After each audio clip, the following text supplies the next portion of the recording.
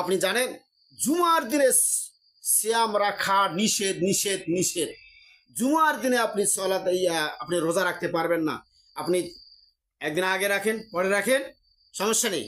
জুমার দিনে সিয়াম রাখা নিষেধ।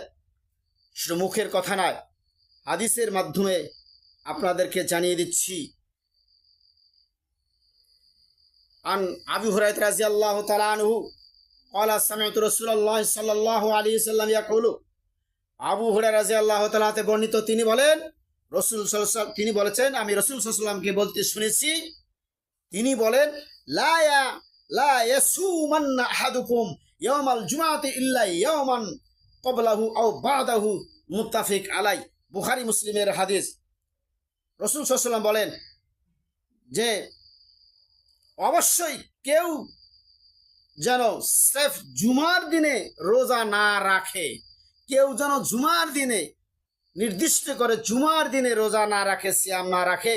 তবে যদি তার একদিন আগে কিংবা পরে বৃহস্পতিবার রাখেন, শনিবার রাখেন, জুমার দিনে কোনো সিয়াম হবে না, হবে না।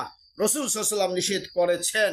অত্র হাদিসটি সহিহ বুখারী 1985, মুসলিম 1114, তিরমিজি 743, আবু দাউদ 2420, ইবনে মাজাহ 1723, আহমদ 7341, 7780, 7965 এবং অসংখ্য রেফারেন্স রয়েছে যে জুমার দিনে সিয়াম রাখা যাবে না, যাবে না।